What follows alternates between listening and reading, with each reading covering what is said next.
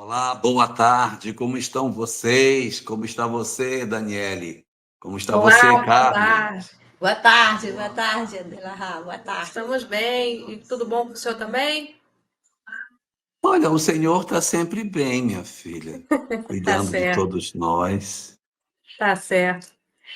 Nós estamos aqui hoje fazendo a transmissão. Eu sou Daniele, eu falo do Centro Espírita Seara Fraterna, no Rio de Janeiro. E hoje nós somos um grupo de ESE e a gente está seguindo a coleção de Emmanuel. E hoje nós estaremos estudando o livro 50 anos depois com o professor Jorge Alahá. É muito bom, é um grande prazer enorme estar novamente aqui nesse canal, disponibilizando esse espaço para mais uma tarde de estudo sobre um livro tão maravilhoso. Nós queríamos agradecer imensamente a disponibilidade do Elahá e também da equipe dele, né, a Elisa, a Cleide, que estão nos dando suporte. Muito obrigada. E o grupo está aí ansioso, então vamos lá, sem mais delongas. Bem, nós já podemos começar o estudo? Já? Podemos. Eu Podemos? só queria dar falar um detalhe que no nosso Uhum. grupo nós tínhamos um participante que no momento ele desencarnou já, mas a gente lembrou dele essa semana e em especial ele era um participante especial e ele ontem estaria fazendo aniversário em vida. E ele sempre foi um frequentador assíduo do nosso grupo e temos um enorme carinho. Então, no plano espiritual, onde ele esteja, que a nossa vibração chegue até ele. Ailton, nosso querido amigo Ailton, que já não está mais conosco aqui. Então, deixa eu dar também o meu boa tarde para a Flavinha Porto, que está conosco nesse momento. Flavinha, seja muito bem-vinda ao nosso estudo. E a nossa queridíssima Graça Lazzarini, que também está conosco. Graça, você também seja muito bem-vinda. Cíntia Orozco, o Heitor Barreiros, lá de Belém do Pará, Carmen, também está aqui conosco na nossa live. Bibiana também está com a gente. Sejamos todos muito bem-vindos. E minha irmã, Fátima Rabelo Bastos, seja muito bem-vinda, Fátima, para o nosso estudo de hoje. E uma boa tarde muito especial também para o nosso pessoal aí que está no Centro Espírita Seara Fraterna, a galera que está nos assistindo aí presencialmente. Sejam todos muito bem-vindos para o nosso estudo de hoje. Aí, galera, façam um oi para o Elahá. Muito bom. Olha, esse nosso estudo nós vamos dividir em duas lives, tá bem? Então, hoje a gente não vai ver todo o material da obra, a gente vai ver até um pedaço. Na próxima live, a gente vê a parte 2 dessa nossa história. E este é o segundo livro, em termos de romance, de Emmanuel. O primeiro deles, há 2000 anos, conta a história de Públio Lentulus e Lívia Lentulus na época de Jesus. E agora, neste segundo livro, nesse segundo romance, o título é 50 anos depois. Então, um era há 2000 anos e o outro 50 anos depois. Isso nos sugere que, de repente, nós estejamos dentro de uma perspectiva em que este segundo volume possa ser a continuidade da história que aconteceu no primeiro volume, como se fosse uma continuidade desses personagens. Tal como acontece com as obras de Dona Ivone, que os romances Nas Voragens do Pecado, O Cavaleiro de Ninier e O Drama da Bretanha são uma sequência de encarnações sucessivas de um grupo básico de mesmos personagens. Então, quando a gente vê o livro com esse nome, a primeira ideia que a gente tem é que este será a parte 2 do livro anterior. E não é verdade. Não é verdade.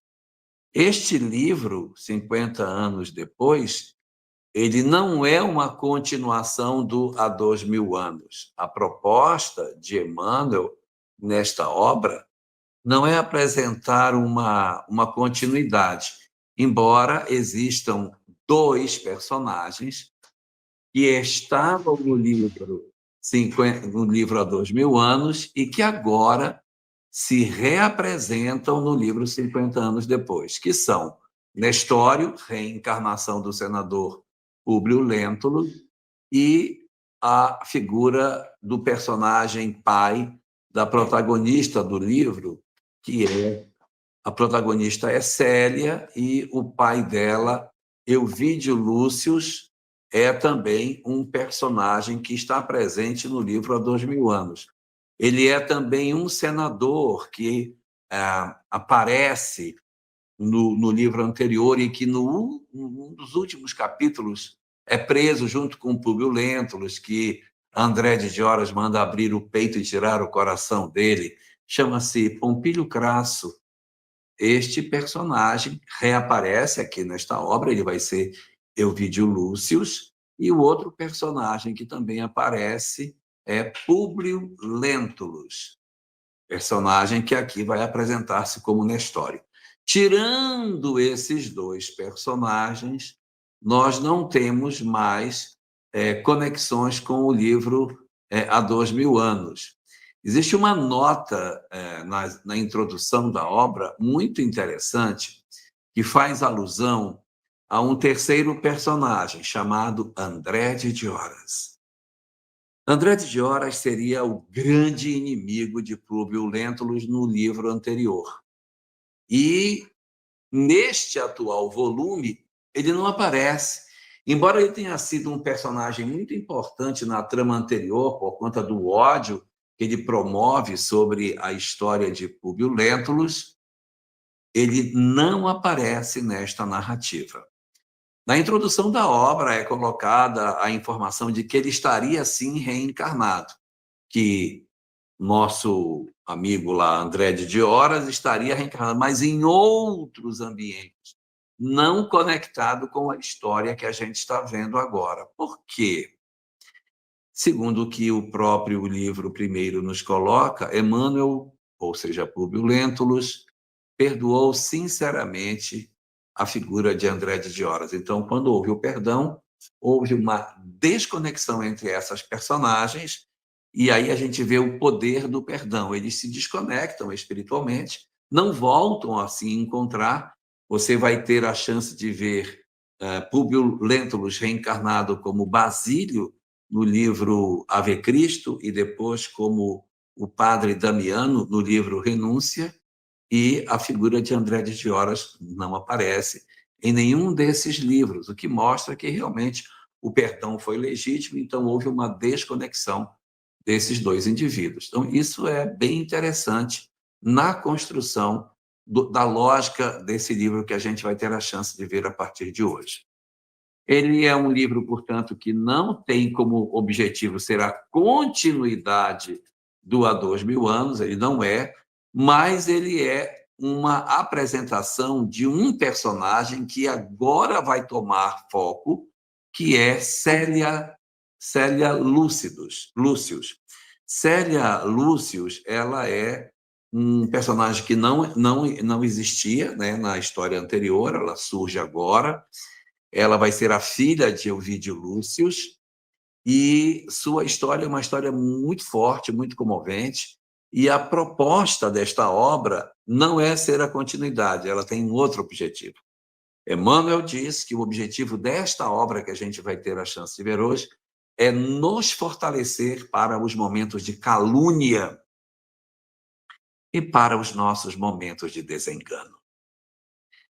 Quando nós, por algum motivo, tivermos nas nossas histórias de vida a experiência da calúnia atravessando as nossas existências, esta obra seria uma obra importante para a leitura diante da postura que Célia toma na trajetória da obra. Portanto, nós vamos ter aqui uma possibilidade muito grande de vermos o desdobramento dessas questões pelo lado dos aspectos morais que essa obra vai nos oferecer.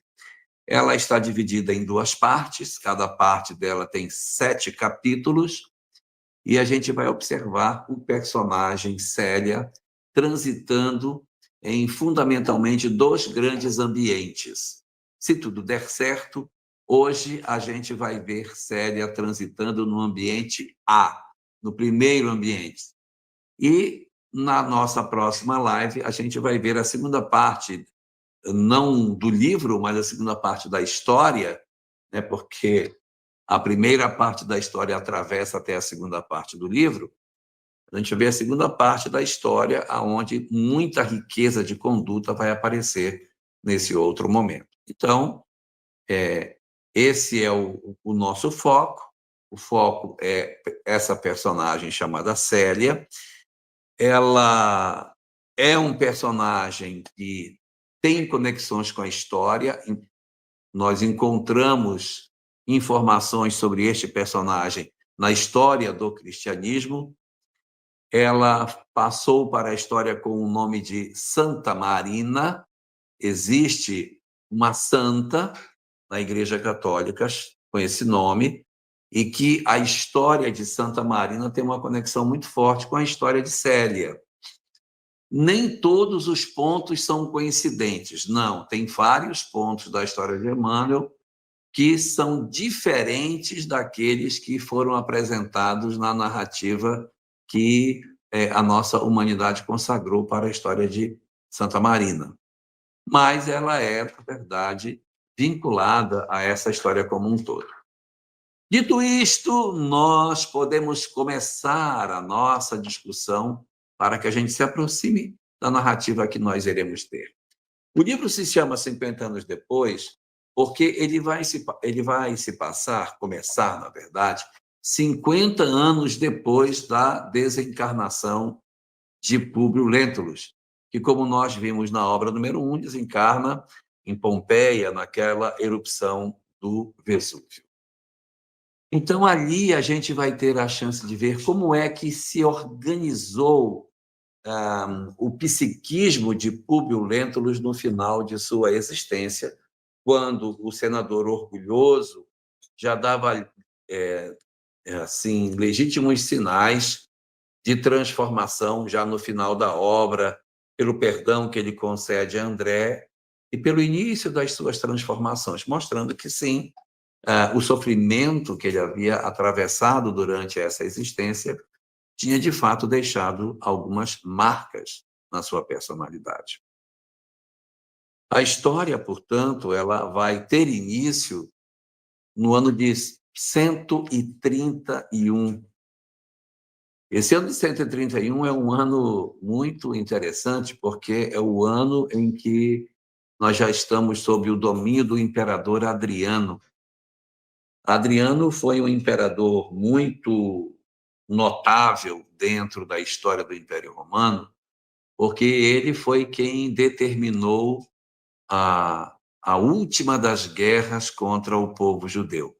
Nós tivemos aquela guerra, né, no ano 70, quando ocorre a destruição do Templo de Jerusalém, e todo aquele conjunto de ocorrências que aconteceram, né, com a chamada diáspora que vai se dar, mas é agora, no reinado de Adriano, no ano 131, que ele vai promover verdadeiramente o final da história de Israel.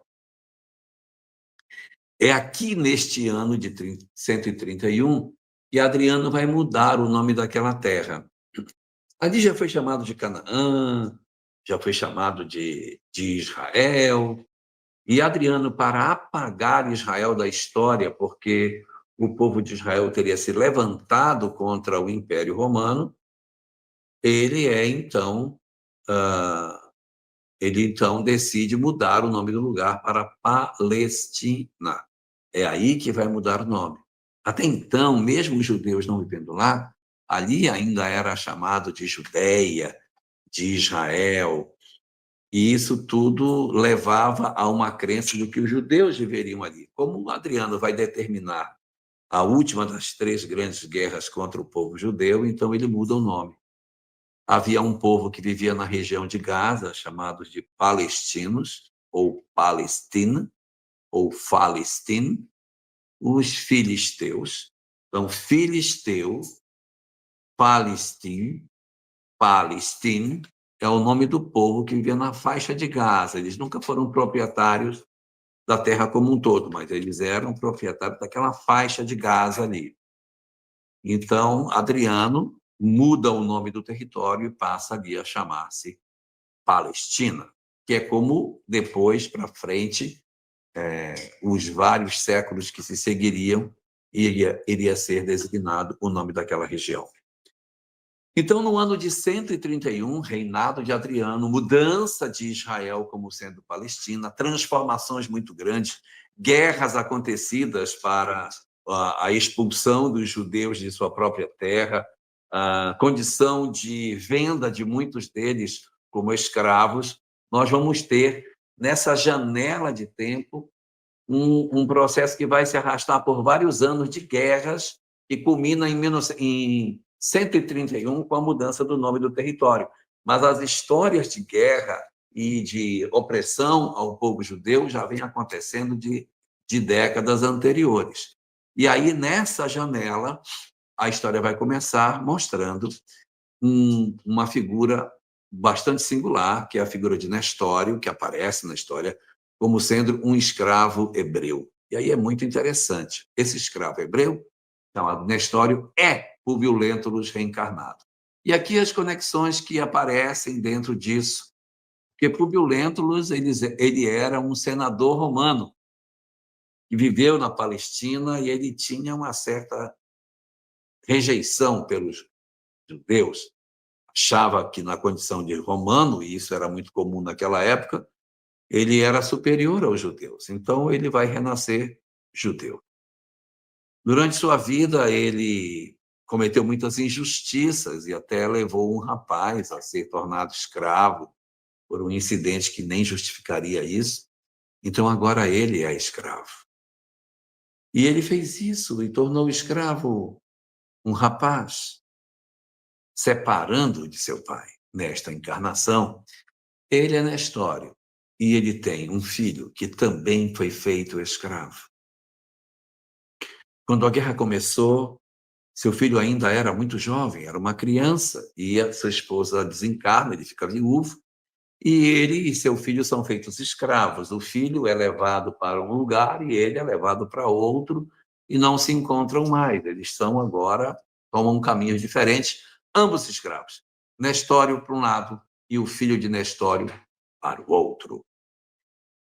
Só que Nestório, em que pese ser judeu, em que pese ser uma pessoa que não teve uma relação direta com Roma, é um apaixonado pelo Império Romano. Por que isso? Porque ele é o antigo senador reencarnado. A situação dele ter sido, no passado, uma personagem notável da história do Império Romano, do século I, faz com que ele tenha uma paixão muito grande. E mesmo ele tendo nascido na Grécia, na cidade de Éfeso, que era nesta época ainda vinculada à Grécia, ele vai, então, ter uma paixão muito grande pela história dos romanos. E ocorre que ele já está maduro quando o livro começa, tem aproximadamente 45 anos, quando ele é comprado em uma feira por um jovem chamado Caio Fabrícios, que o compra para dar de presente ao seu futuro sogro. Quem é o sogro?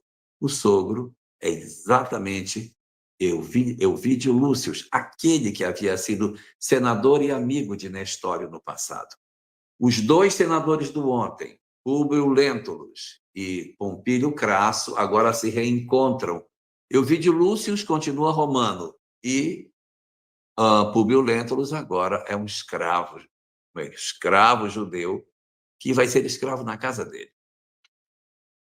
E ele, então, recebe este escravo de presente e fica muito impressionado com a cultura que o escravo tem, pela altivez, pela nobreza. Nem parece um escravo tão nobre, tão culto que ele se apresenta.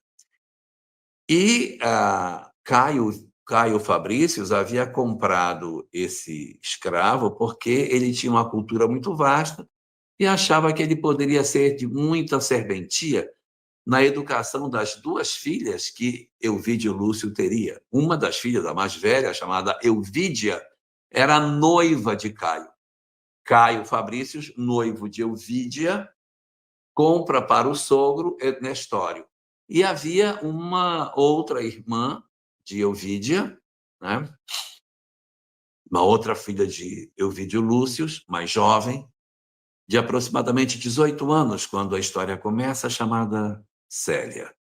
Esta menina de 18 anos, chamada Célia, filha de Euvídio Lúcio, é o nosso personagem central da história que a gente vai ter.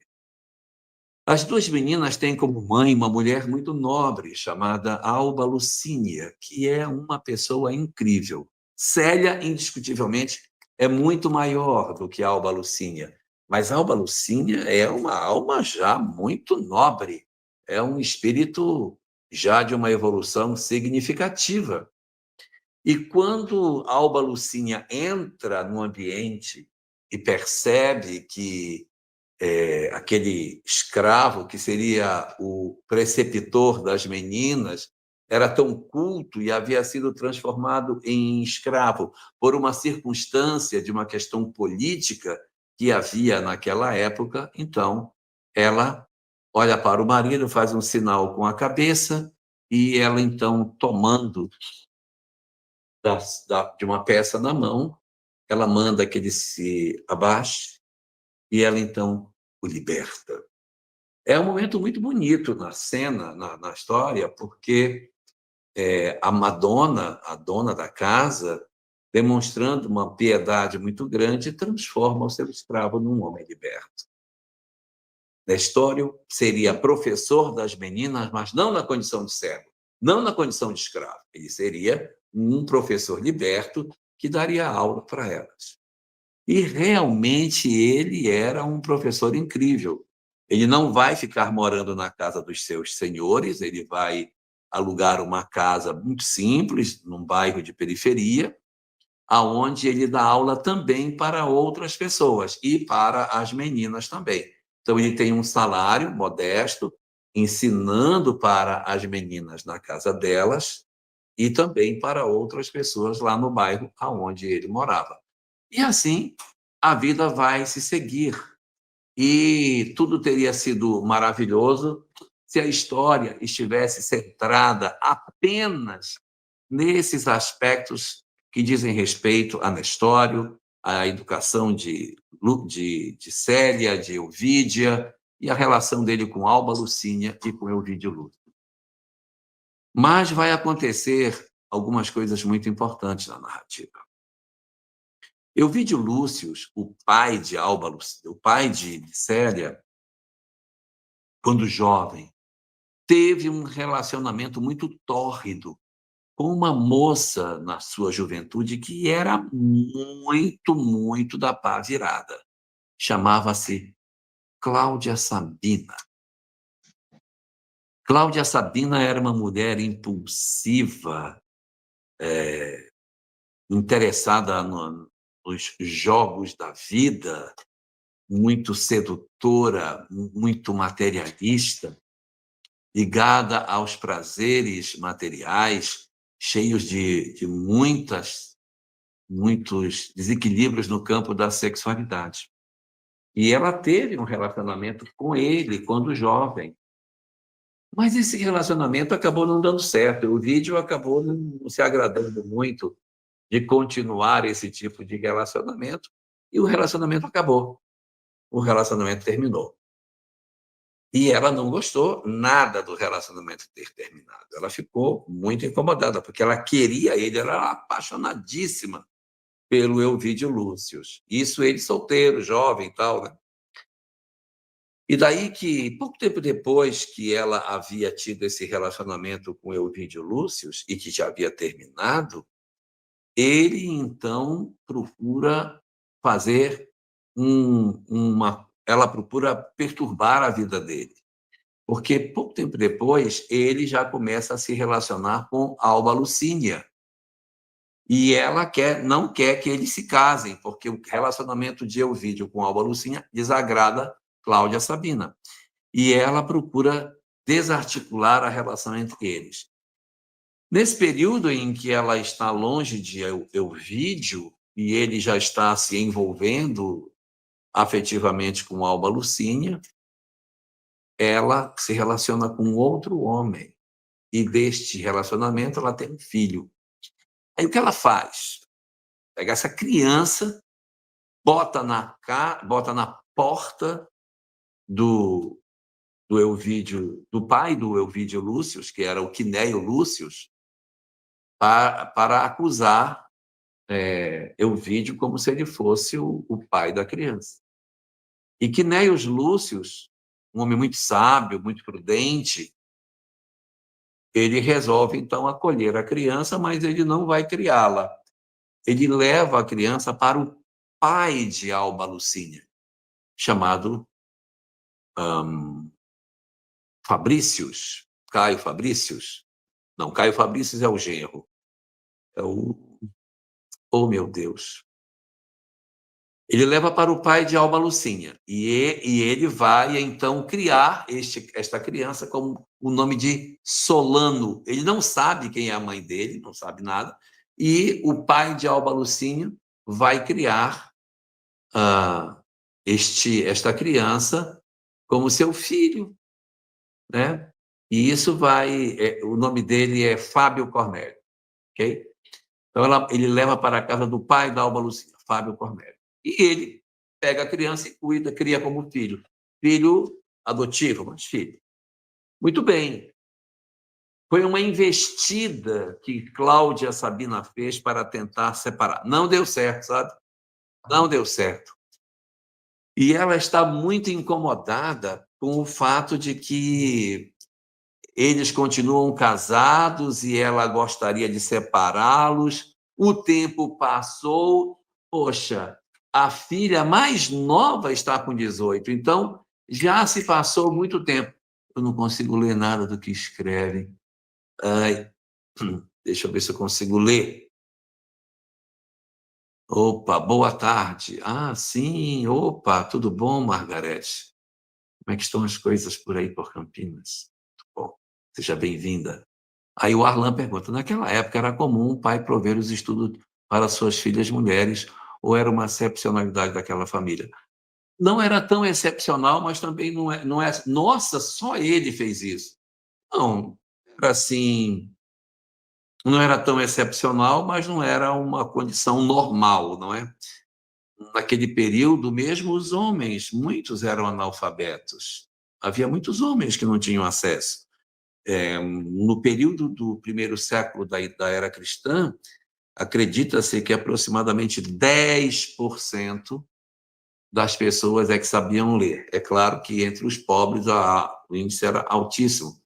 Entre os romanos, esse número era maior, era mais alto.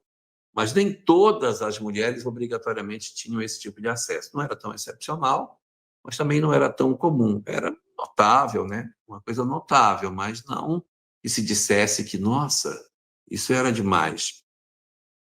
Mas havia uma certa tendência de que os homens fossem agraciados com esse tipo de possibilidade, até porque os postos de comando do império eram só exercidos por homens, né? As mulheres, elas eram sempre as esposas. Ah, essa é a esposa do tribuno, é a esposa do legado, essa é a esposa do... Sempre esposa. Nunca uma senadora, uma tribuna, uma generala, não existia. Então, as mulheres ocupavam um papel dentro da sociedade romana de ser do lar. Mas elas, evidentemente, tinham, a depender de cada circunstância, a chance de terem acesso à educação. Nesta família, em particular, havia, sim, uma ênfase maior para esses aspectos, a preocupação de educação, né? Que dependia muito da condição dos pais de entendimento dessas coisas. Muito bem.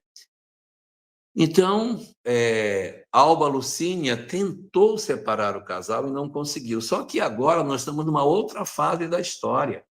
Célia já tem 18 anos, a outra irmã é mais velha ainda. O casal está casado há mais de 20 anos. Mas Cláudia Sabina ainda não desistiu na sua paixão por Elvídio Lúcio.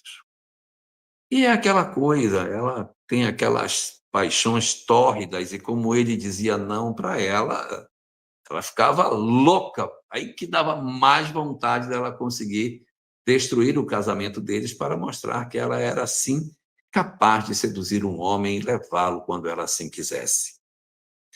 Para piorar a situação, Cláudia Sabina havia casado de uma maneira não por amor, com o prefeito da cidade, chamado Lólio Úrbico.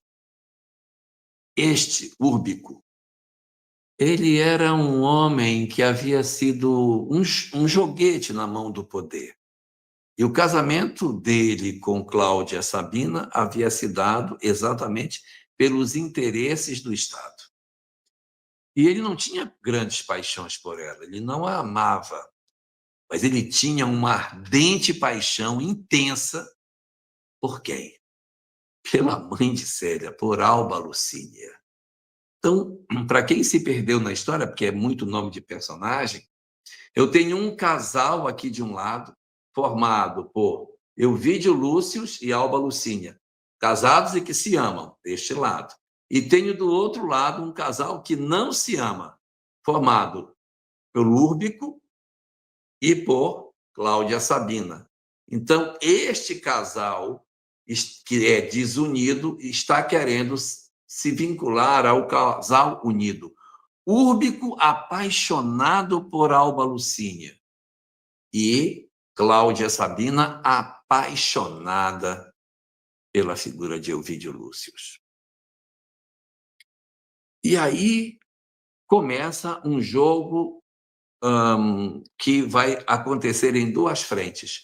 Úrbico tentando, nas oportunidades que tem, seduzir a Alba Lucínia. Sempre que tem uma oportunidade, ele fala para ela que ele gosta dela, que ele não resiste aos encantos dela, e ela fugindo dos assédios que ele fazia a ela. E, do outro lado, Cláudia Sabina tentando, do jeito que ela podia, seduzir a figura de Elvídio Lúcio para que ele voltasse a ter com ela o relacionamento de antes. Nenhum cede. Nem Alba Lucínia cede para Úrbico e nem Elvídio Lúcio cede para Cláudia Sabina. Isso vai incomodando ela grandemente, vai criando uma situação muito difícil e ela começa, então, a se desesperar. Ela precisa de um suporte para fazer algo que seja bastante traumatizante, de tal sorte que o casal se separe. Então, ela procura uma mulher que mora na periferia da cidade. Aquilo que a gente poderia chamar de uma bruxa. Uma mulher que era médium, mas que vendia a sua mediunidade. Era uma mulher idosa, feia, os olhos empapuçados. Seu nome, Plotina. Grande conhecedora das leis espirituais, mas, ao mesmo tempo, muito infeliz do ponto de vista moral, mostrando para nós que termos mediunidade não é atributo de almas evoluídas. Então, vai acontecer o quê nessa sequência? Vai acontecer que Cláudia Sabina vai procurar por ela para tentar fazer alguma coisa contra a Alba Lucínia. E quando isso vai acontecer, se dá a frase mais bonita que o livro tem. A frase mais bonita da obra é proferida pela mulher mais terrível da narrativa. Quando Plotina se concentra para tentar encontrar uma forma de prejudicar a Alba Lucínia, Plotina se concentra e diz: acho que eu não poderei fazer o que você quer. Acho que não conseguirei prejudicar a mulher que você deseja prejudicar. E Cláudia Sabina pergunta: mas por que eu estou pagando? Eu pago bem? Como que você diz para mim que não vai prejudicá-la? Por que não? Eu estou pagando para você. Eu sei. Acontece que do lado desta mulher existe um anjo. Não sei se está encarnado ou desencarnado, mas é um espírito de imensa evolução espiritual. E esse espírito pode impedir que você faça mal a ela. Porque os anjos têm o poder de aparar os golpes do mal. Porque em seus corações santificados, o sofrimento não é para nós.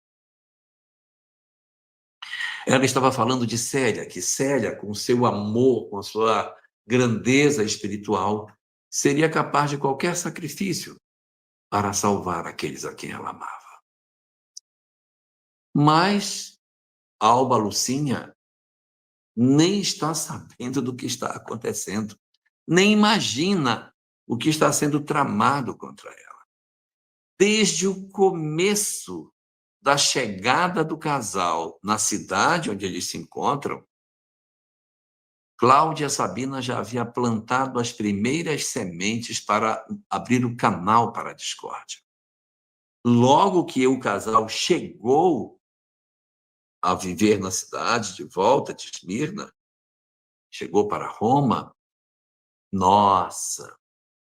Ela colocou dentro da casa de Alba Lucínia uma criada chamada Atéria. Essa criada, Atéria, ela tinha uma relação direta com Cláudia Sabina. Ela disse: você vai ficar lá dentro, você vai ser meus olhos e meus ouvidos. Todas as conversas, tudo que aconteceu, eu quero saber, porque a qualquer momento você pode ser útil para mim nesse processo de separação do casal. Eu vou dar um jeito de usar você no tempo exato. Aguarde. E ela não conseguiu ter uma forma até então de conseguir perseguir, mas ela descobre uma maneira de fazer isso. Aqui nós temos um comentário sobre Plotina. Acho que não poderei fazer o mal que você quer. Do lado desta mulher existe um anjo, e este anjo pode impedir que você faça mal a ela, pois os anjos têm o poder de aparar os golpes do mal. Eu poderia até dar a frase mais certa, como foi que Plotina respondeu para Alba Lucínia com relação a essas questões, porque isso está guardado no capítulo 4 da obra, em que onde capítulo 4 da primeira parte, onde elas se encontram para esse diálogo, né, para verificar se era possível que ela perturbasse. Então ela diz assim: um anjo de Deus pode aparar os golpes do mal, porque não existe sofrimento para seus corações purificados. E continua dizendo: para esses corações, olha que coisa linda, gente, pelo amor de Deus, para esses corações, a terra não consegue engendrar tormento ou desespero. As almas purificadas estão numa condição tal que a terra, com todas as suas dores, não consegue levá-las ao desespero e não consegue tornar as suas vidas atormentadas em função das serenidades espirituais que elas possuem diante da grandeza que já têm. Então, sim, os anjos têm o poder de aparar os golpes do mal. E assim, então, na ideia do que ela poderia fazer, surge um pensamento: poxa, eu já sei o que eu vou fazer. Como Cláudia Sabina tinha, através do pai, que era ligado ao imperador, vínculos políticos, ela consegue convencer Adriano a levar Elvídio Lúcio para ficar mais de um ano fora, acompanhando Adriano em visitas que ele iria fazer a determinados lugares que o imperador estava produzindo obras. Poxa, ele poderia pegar uma pessoa local, ele poderia, de repente, até usar o Elvídio, mas deixa o rapaz voltar para casa. Mas o objetivo de Cláudia Sabina era exatamente desestabilizar o casamento. Então, ela vai no imperador Adriano e diz: convide Elvídio. A Doris está dizendo que a Cláudia não amava Elvídio, era apenas por capricho. Sim, é paixão, né? Paixão. A pessoa me disse não e aquilo me mexe por dentro, porque não é possível que você vai dizer não para mim, que sou tão sedutora, que sou tão poderosa, né? A gente vê tanto isso hoje, Doris, em que as pessoas procuram seduzir as outras só pelo prazer de seduzir, só pelo dom de dizer. Eu seduzi, quando consegue seduzir, aí abandona a pessoa. Não tem interesse real, só objetivo de seduzir o outro. Né? Então, vamos à frente. O que Cláudia Sabina faz? A jogada foi bem bolada. Ela tiraria Elvídio Lúcio de próximo da esposa por mais de 1 ano. E detalhe, ela iria nessa viagem. Então, ela jogava pelos 3 lados. Tirava Elvídio de perto da esposa. Isso já era uma. Segundo, ela viajava junto para que, estando junto na viagem, ela conseguisse ter chance de seduzi-lo no tempo que ela estava com ele. Ó, danada! Não só ela separou para que ele ficasse sozinho e isso abrisse uma perspectiva de que tanto a esposa do lado de cá como o marido do lado de lá ficassem fragilizados por conta da ausência do parceiro, mas ela também viaja para ficar lá na cidade para onde eles foram, para tentar, através da proximidade física, seduzir a figura de Elvídio Lúcio para que ele voltasse a ter as lembranças da juventude e ela conseguisse efetivamente seduzi-lo mais uma vez. Mas eu disse que eram 3 coisas, Fátima. Eu disse que eram 3 coisas.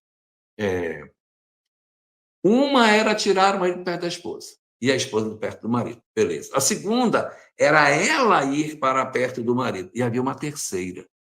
Ela abria o flanco para que o próprio marido dela, o Úrbico, olha o Úrbico, ficasse com o caminho aberto para que ele pudesse seduzir Alba Lucinha. Porque se Úrbico, sem saber das armações de Cláudia Sabina, conseguisse seduzir Alba Lucinha, isso também servia, porque acabaria com a felicidade deles. A felicidade do casal incomodava a Cláudia Sabina. O fato deles se darem bem, de haver uma harmonia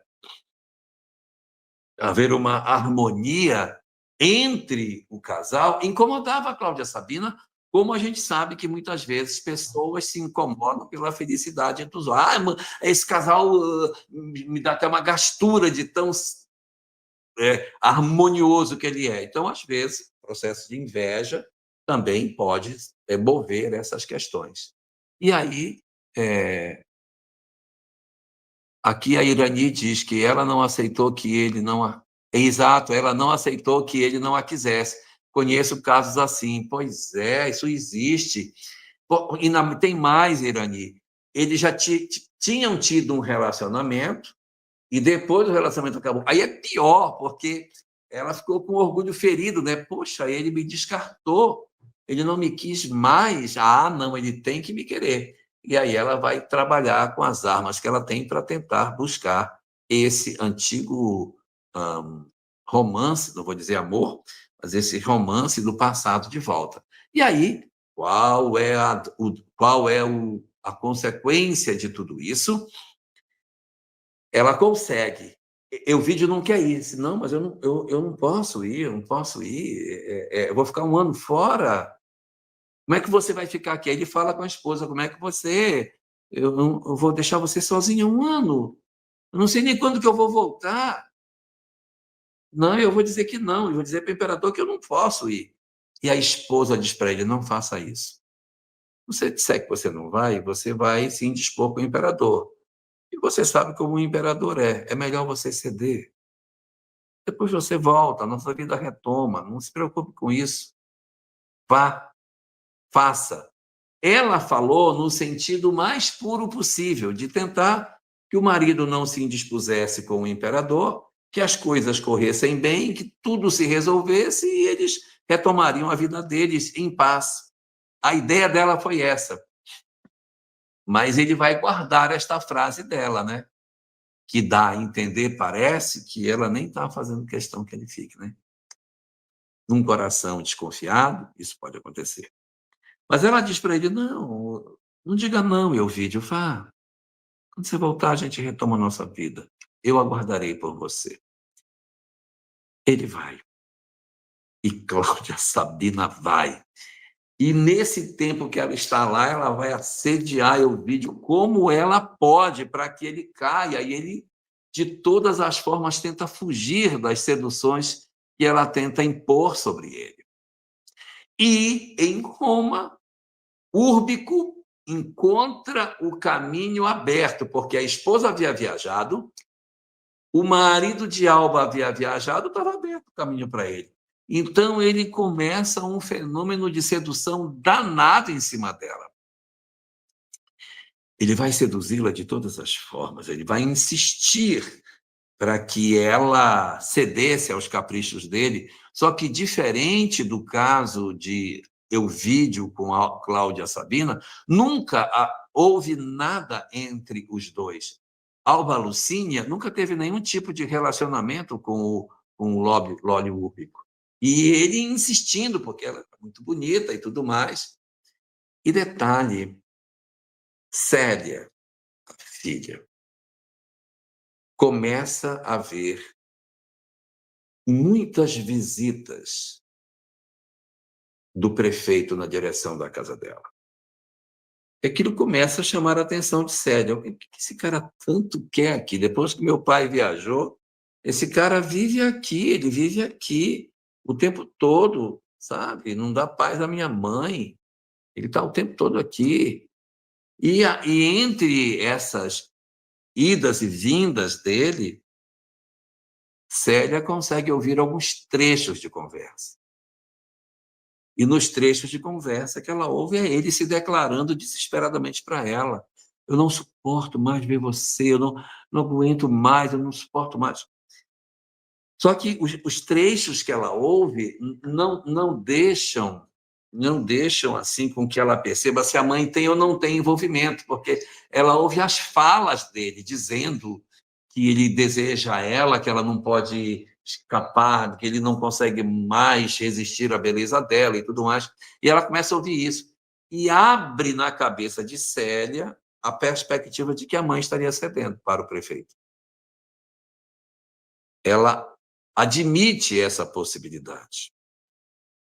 E isso vai tornando as coisas meio complicadas, porque as insistências de Úrbico eram tão grandes que Alba Lucínia começa a entrar num processo depressivo, porque o marido viajou, ela ficou sozinha, cuidando das crianças, o outro assediando a família noite e dia, ela começa a adoecer, ela começa a ficar muito tempo acamada, ela começa a perder o viço, ela começa a se sentir muito sozinha, e ela dá sinais de que está, assim, bastante depauperada em função da ausência do marido. Já tinha 1 ano que o cara estava fora, o outro insistindo em cima disso, e ela adoece. Ela adoeceu. Ela adoeceu, ficou de cama, levantava para fazer as suas atividades, mas já não tinha mais a mesma vitalidade de antes. O psiquismo dela estava roubando a serenidade. Então, Alba Lucínia Irani parece um pouco, sim, com as estratégias usadas no livro Há 2000 anos também, com as calúnias em cima de Lívia, né? E aí que Alba Lucinha já não é mais uma mulher tão saudável quanto antes. Está assim, abatida, os olhos já não têm mais a mesma vitalidade, sempre cansada, sem o vício de antes. E a filha vendo aquilo acontecer, está vendo a mãe ficar adoecida, está. E aí, será isso culpa? Será que é culpa que está fazendo minha mãe adoecer?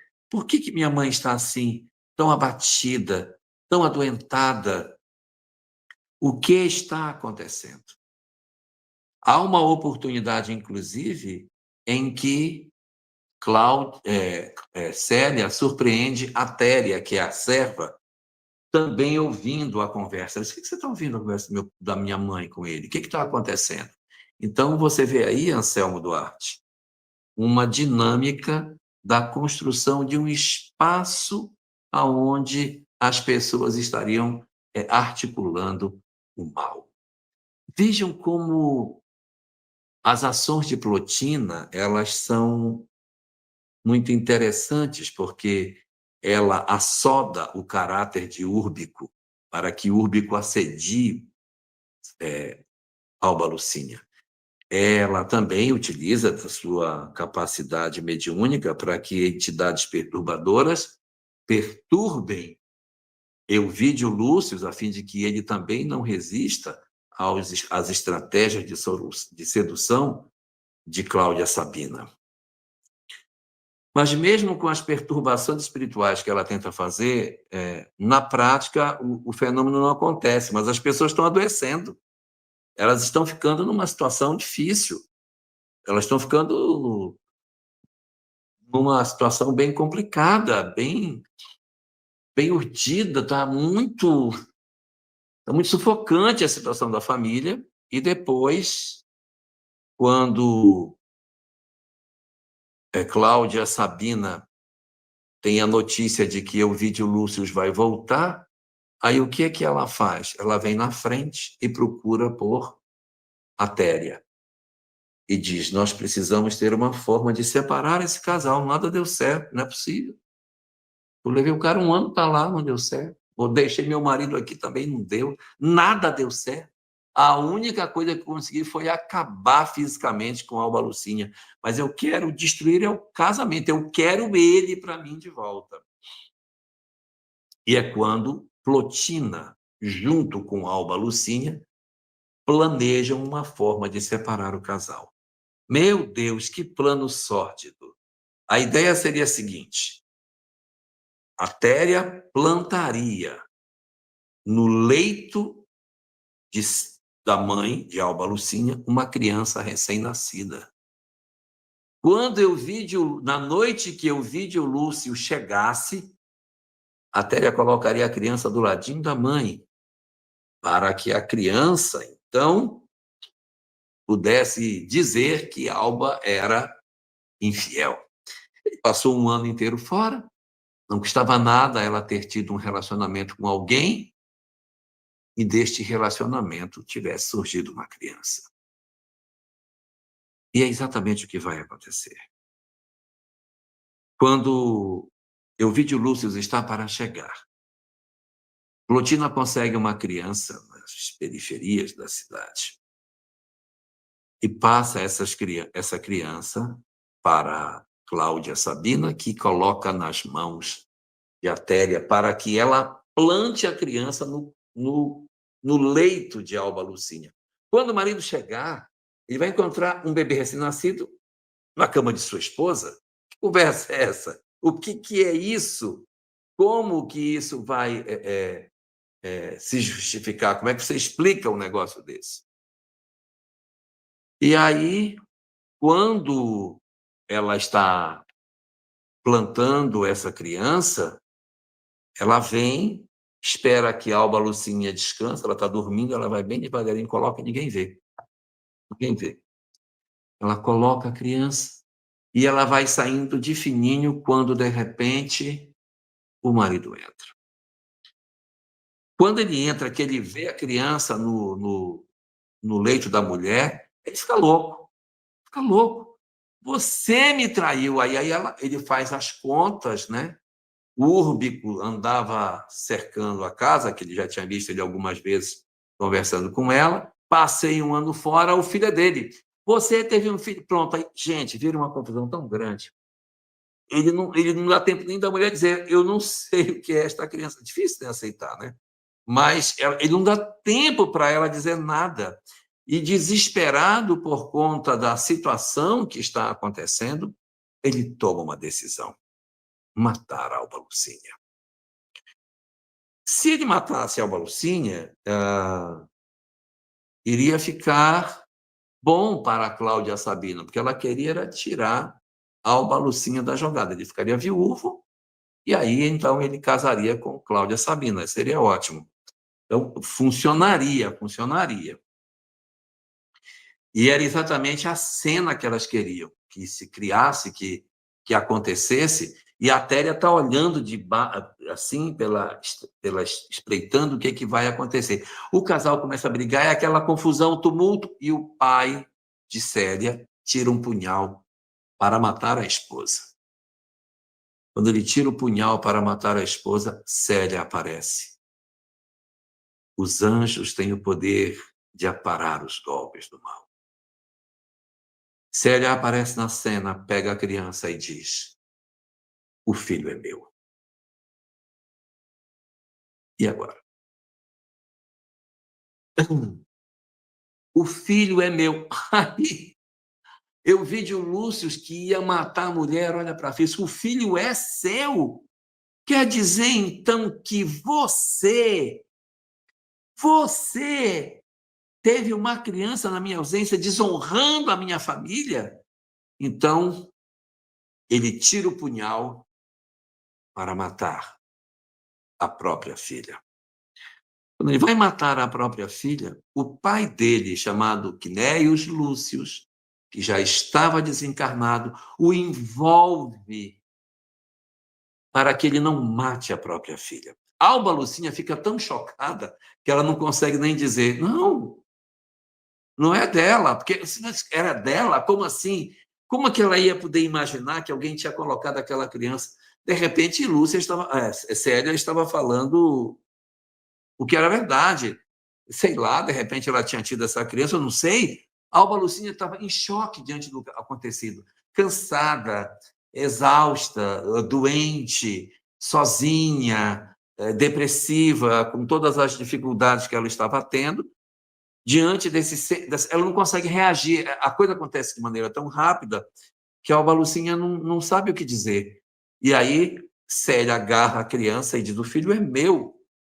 O pai vai para matá-la, mas o pai dele o envolve espiritualmente e ele não consegue matá-la. Ele não consegue matá-la. E ele toma uma segunda decisão: eu não vou matar você. Fora da minha casa. Você está expulsa da minha casa. Você desonrou a minha família. Eu tenho vergonha do que você fez. Você envergonha a família dos Lúcios. E ela não tinha feito nada de errado. Ela estava, na verdade, protegendo o pai para que ele não matasse a própria mãe. Flavinha Porto, a poderosa Flavinha Porto, diz: Euvídio Lúcius e Públio Lentulus reagem de forma semelhante em relação às suas esposas. É verdade, Flavinha. Você vê o que é a falta de diálogo, né?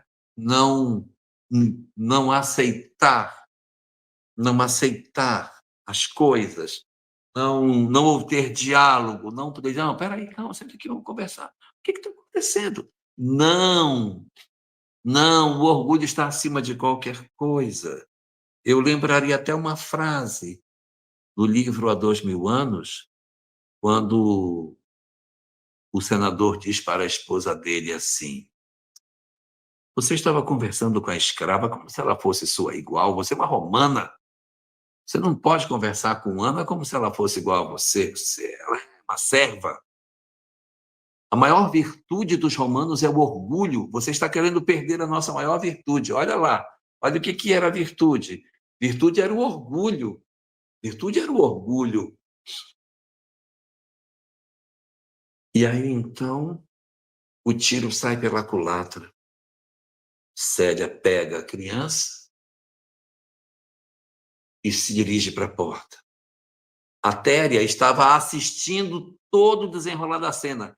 Não era o que deveria acontecer, porque o objetivo de Cláudia Sabina era separar o casal, mas ela não conseguiu, porque os anjos têm o poder de aparar os golpes do mal. Aqui, Carmen Diva Belmont diz: creio que ainda existem culturas hoje em que as famílias não dialogam. Sim, existe. Existem famílias onde, hoje, né, se as mulheres tiverem algum tipo de relacionamento afetivo com pessoas que não sejam da sua religião, a família tem o direito de matar. A família mata. E não é considerado crime, né? Não é considerado crime, porque nessas culturas a mulher tem que casar com pessoas que sejam da mesma cultura. Se ela decide se envolver com alguém de outro ambiente cultural, ela naturalmente vai ser eliminada. E aqui o Fran Carlos Fogaça diz o seguinte: olha, naquela época era uma situação de desonra para a família. Ah, sem dúvida nenhuma. Né? Então, aqui nós temos uma situação bem difícil. As duas planejaram, né? Plotina junto com Cláudia Sabina, essa trama terrível. E quando a Téria vê que deu errado, ela se aproxima de Célia, surpresa com o que aconteceu. Como que Célia tomou essa decisão? Ela tinha 18 anos, ela era uma menina, ela vivia naquele ambiente de Roma, onde uma menina de 18 anos não tem experiência de nada. Ela é uma romana, quer dizer, ela tem as mãos finas, ela nunca trabalhou no pesado, ela nunca cuidou da própria vida, ela sempre foi cuidada, né? As servas sempre cuidaram dela, ela sempre teve muita proteção na sociedade. Ela não sabe nem se cuidar, coitada. Então, quando a menina pega a criança e vai para a porta, a Téria fica chocada com o que está acontecendo. E se vira para a Célia e diz: e agora, minha filha? Como vai ser? Com quem tu vais ficar? Que perdeu a família. Vai ficar com quem? Com quem tu vais ficar? E Célia responde: eu ficarei com Jesus. Ai, os anjos têm o poder de aparar os golpes. Porque a terra não tem, com seus tormentos, capacidade de produzir nelas desespero. Ai, ai, é uma coisa impressionante. Essa cena é uma cena muito forte na obra, e ela marca uma fratura na história, porque a história vem até aqui dentro de um certo ritmo, e ela dá uma espécie de um plot twist aí na hora, quando você fica: meu Deus, o que vai acontecer? O cara vai matar a mulher dele, e a menina se coloca na frente, impede o assassinato, tomando a criança para si. E ali, realmente, como o Paulo está dizendo, vai começar a grande saga de sofrimento de Célia. Mas o que o livro fala sobre Célia? Tirando o foco desse aspecto do mundo dos adultos, antes de Célia sair de casa, vamos falar um pouquinho dela, né? Conhecer um pouquinho quem é esta moça. Ela é uma jovem, tem 18 anos, mas tem uma maturidade imensa. Ela tem uma lucidez incrível e é cristã. Ela é cristã. Ela já havia admitido o cristianismo como doutrina para a sua vida. Ela já tinha Jesus, mas estamos no ano 131. Os romanos estavam começando a se aproximar da mensagem cristã. Já havia alguns, mas não os jovens, né? Geralmente eram os os adultos que podiam ter mais liberdade, que estavam procurando um novo culto, mas a família dela não era, a família dela era pagã. Alba Lucínia, pagã. O pai dela, pagão. Os dois pagãos. Que conversa é essa que eles, mesmo sendo pagãos, sem nenhuma proximidade com o cristianismo, tinham uma filha pagã? Bom, o que aconteceu com ela é que eles haviam chegado em Roma, mas eles vinham de outra cidade. Eles vinham de Esmirna. Onde eles estavam, o pai dela tinha uma propriedade, e ela era mais jovem. Ela ainda na faixa dos 15, 16 anos, ainda uma menina adolescente, ela vivendo na propriedade de seu pai, ela conheceu, tinha uma proximidade maior com os servos, e entre os servos havia um jovem chamado Ciro. Ela tinha aproximadamente 15 anos, mas ele já tinha 20, ele era mais velho do que ela. E ele era cristão. E esse menino, esse jovem Ciro, cristão, foi quem apresentou Jesus a ela. Jamila Valente diz que meu avô era delegado de uma cidade e tinha que manter a reputação. Minha mãe foi deportada de casa no interior da Bahia para São Paulo por conta de um beijo na década de 60. Eu conheço tantas histórias assim. Não precisava nem engravidar, bastava os pais saberem que elas tinham algum tipo de relacionamento para que a família as expulsasse de casa. Esta obra aqui era de 1939, ela é a introdução dela, né, foi assinada no dia 19 de dezembro de 39. Ela é publicada em 1940, mas ela foi recebida em 39. Em 1939, a sociedade era muito diferente do que é hoje. 1939 ia começar a Segunda Guerra Mundial. Nossa sociedade era extremamente patriarcal quando este livro foi feito. Não estou nem me referindo ao ano de 131, que é quando essas coisas estão acontecendo. Não estou me referindo a isso, estou me referindo ao século atual. Já era diferente. Meu Deus, que dirá naquela época? A rigidez que a sociedade possuía naquele período. Então, a menina, adolescente, conhece Ciro. Ciro é cristão. E eles se apaixonam maravilhosamente. Só que o relacionamento deles é um relacionamento totalmente platônico. Ciro nunca fez nada do ponto de vista sexual com Célia. Eles passavam horas conversando, e Ciro falando para ela o que era o cristianismo, qual era a proposta que Jesus tinha. E ela achava aquilo tudo encantador. E as falas dela com Ciro fizeram com que ela se apaixonasse e se convertesse ao cristianismo, mesmo a família sendo pagã. Então, assim, a família era pagã, mas Célia era cristã. O pai achava aquilo de última. Meu Deus, como essas ideias perniciosas que negam os nossos deuses. Essa menina é uma subversiva, isso não pode. E ele não conseguia admitir que a filha tivesse esse tipo de pensamento. Só que o pai dele, o pai de Elvídio Lúcius, chamado Quinéius Lúcius, era um cara incrível, era um sábio. Ele era, na verdade, pagão também, mas era de uma sabedoria absurda. Quando eles chegaram na cidade, logo que chegaram, o pai procurou pelo avô dela, Elvídio procura pelo Quinéius Lúcius, diz: olha, meu pai, estou muito preocupado com Célia. Célia anda ouvindo essas ideias cristãs, esse negócio é muito perigoso, é cheio de bobagem, contra os nossos deuses.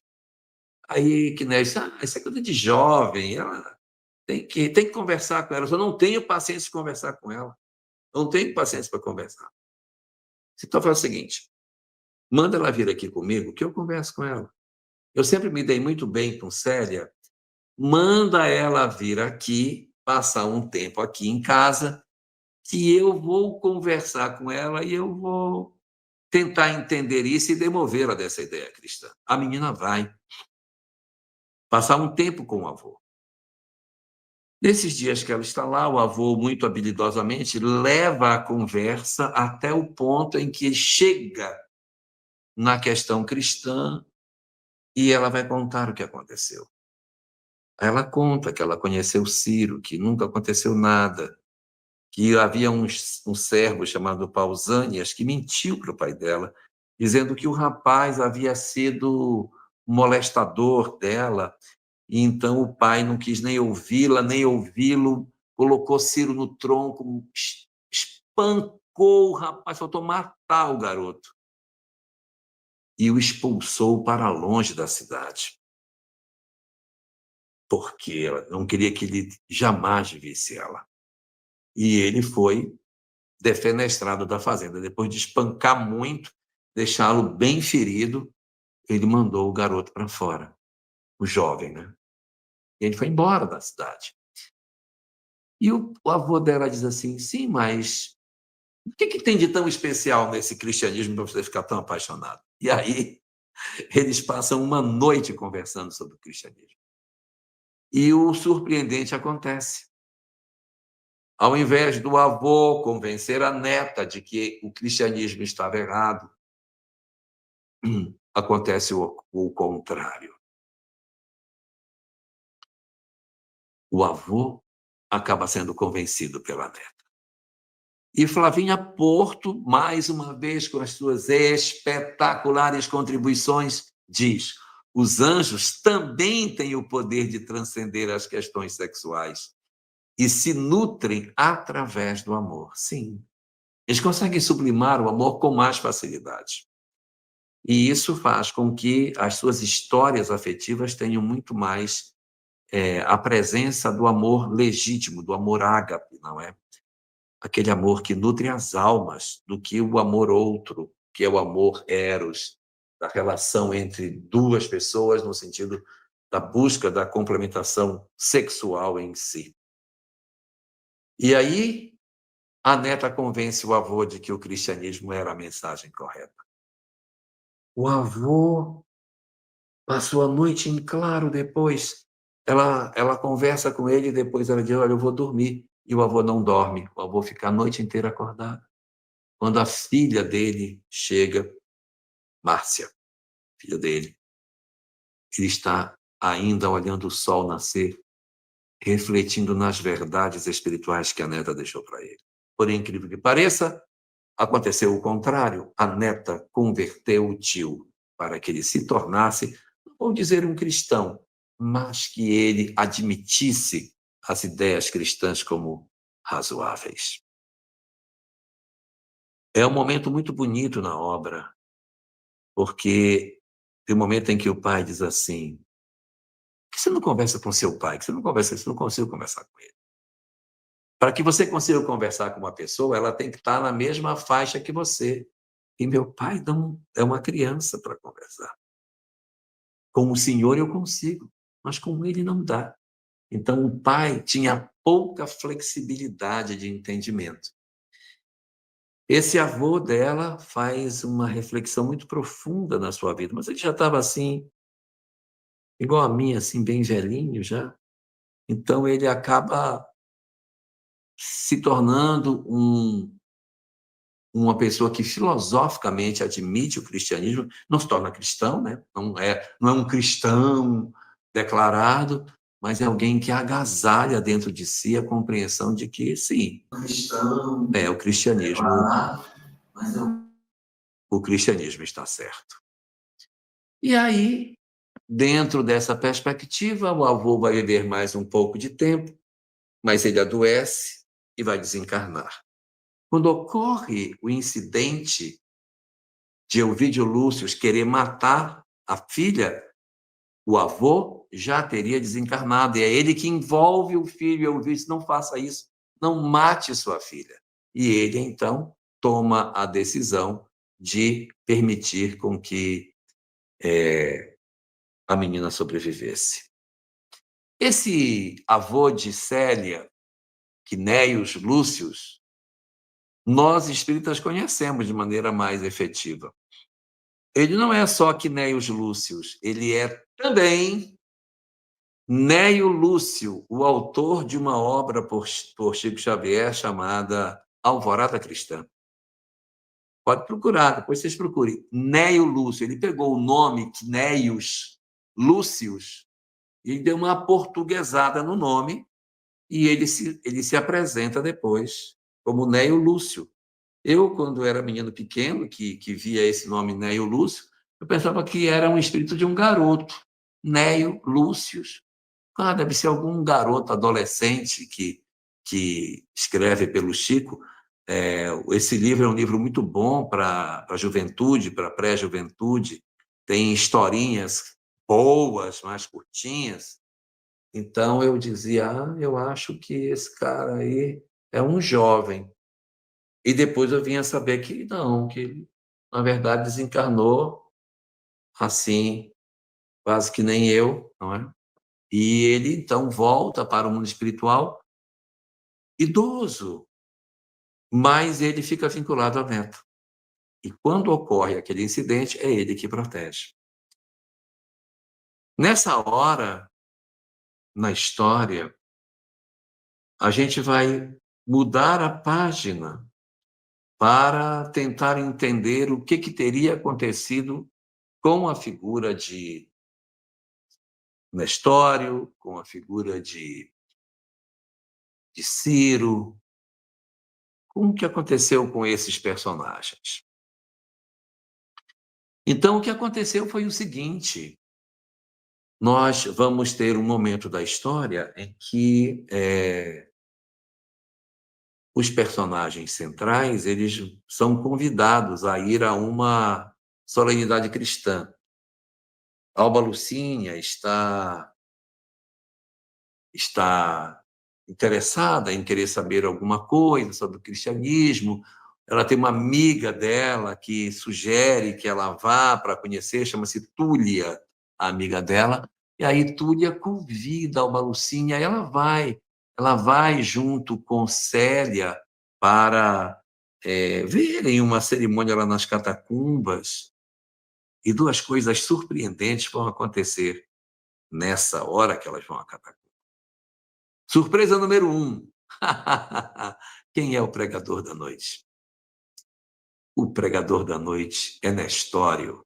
O professor Nestório delas vai substituir o pregador que havia sido assassinado. Então, ele vai mostrar-se cristão ali, ele vai saber. Ele nunca falou que ele era cristão. Ele deu aula para as meninas o tempo todo, ele nunca disse sou ou não sou cristão. Nunca falou nada. Ele simplesmente foi professor sem nunca tocar no assunto. Quando ela vê, diz, meu Deus, Nestório é cristão. Aí ela fica ainda mais apaixonada pelo Nestório. E a segunda grande surpresa dessa visita é que também está na catacumba Ciro. Ela reencontra seu amor. Ele também estava em Roma.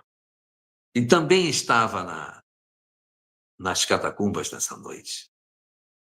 E ele vai ter um encontro com ela. Ela vai rever ele novamente, com um detalhe que é fantástico. Ciro reencontra Célia e Ciro reencontra Nestório, seu pai.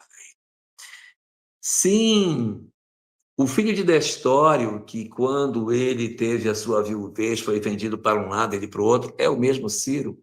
E eles se encontram, os pai com o filho, Célia com Ciro, se encontram nessa reunião das catacumbas e também Nestório se revela como cristão.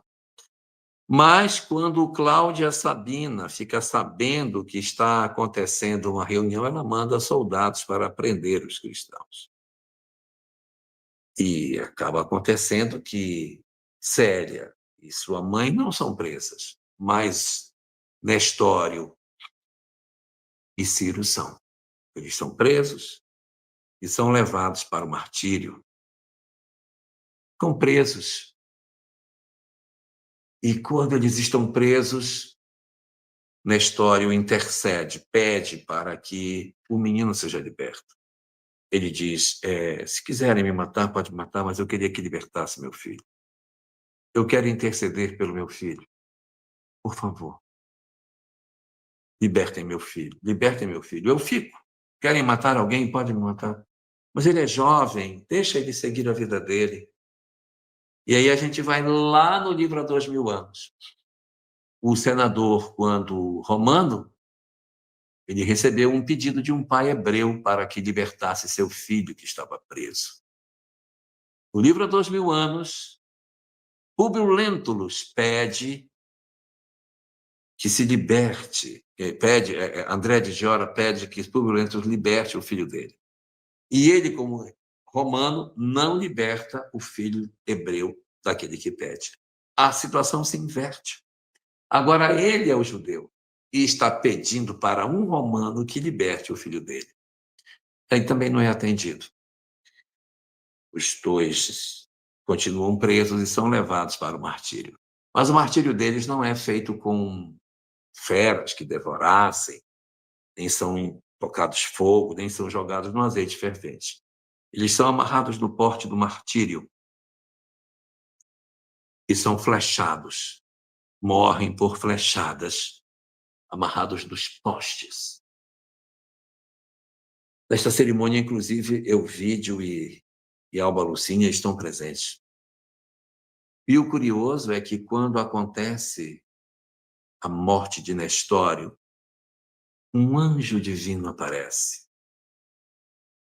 beija o rosto de Nestório e o retira e o leva. Esse anjo que aparece e que beija Nestório é Lívia, do livro há 2000 anos. Única aparição dela nas várias obras que seguiriam.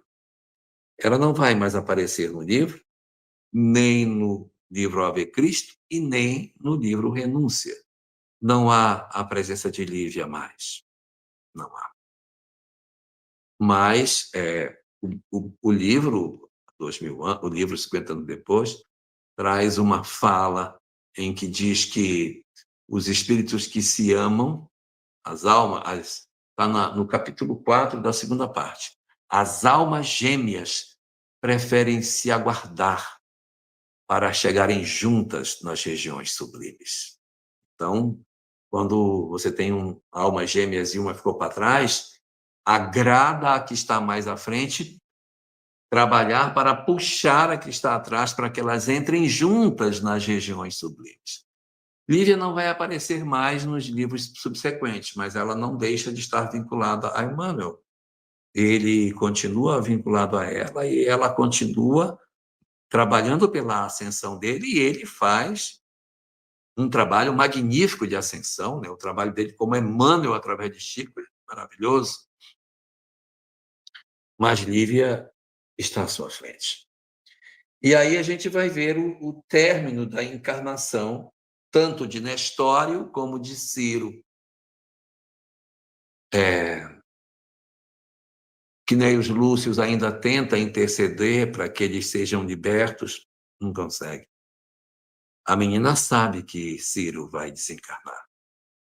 E ela se reorganiza mesmo depois da compreensão de que o grande amor da vida dela não estaria mais ao lado dela.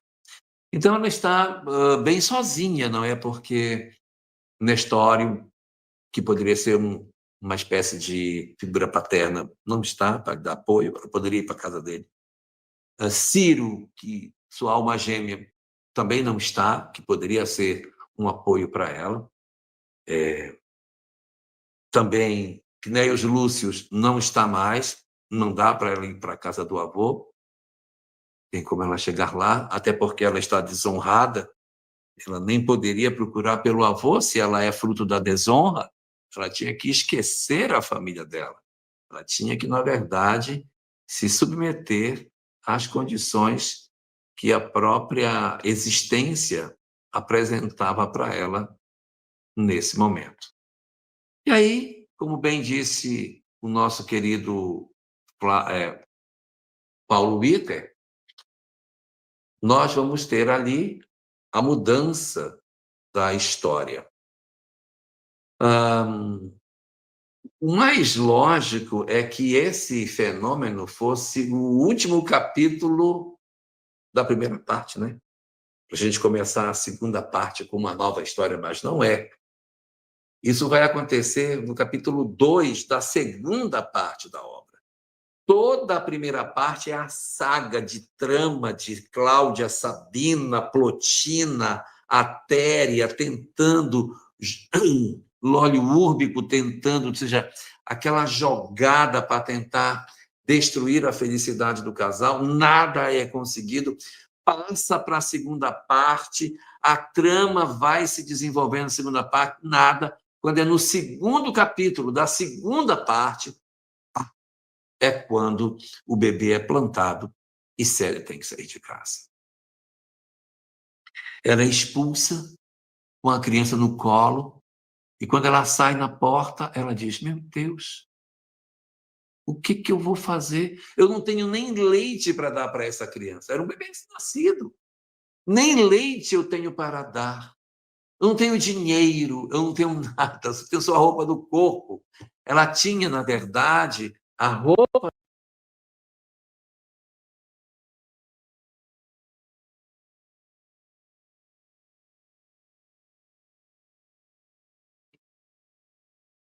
Ela, porque é a única coisa que ela pode ter nessa hora. Resultado, nós não vamos ter, neste cenário, nada de relevante que ela pudesse levar. Ela não tem dinheiro, não tem joias, só a criança. O vestido, a túnica que o pai havia dado para ela, ele chegou a dizer,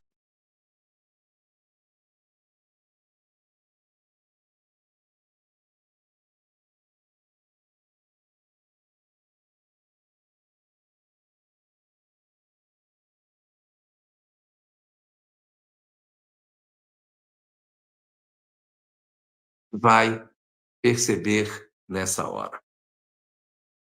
Ela não tem para onde ir. Então, ela começa a andar pela cidade procurando alguma forma de se apresentar para a cidade. O que ela vai fazer, para onde que ela vai, o que ela vai fazer, meu Deus, como vai ser a vida dela, e agora, para onde vai?